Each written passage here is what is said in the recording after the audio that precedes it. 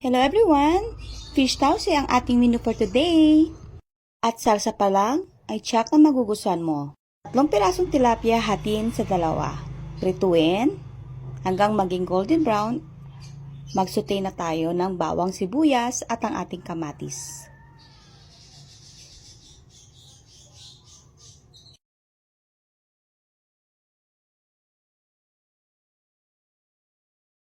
Isimmer lang natin ng 3 minutes.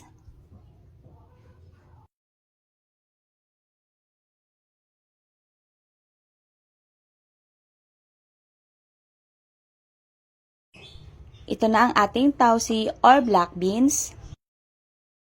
Simmer lang natin siya ng 3 minutes. Tikman. At kung medyo matabang pa, pwede kayong magdagdag ng asin. At ilagay na po ang ating napritong tilapia.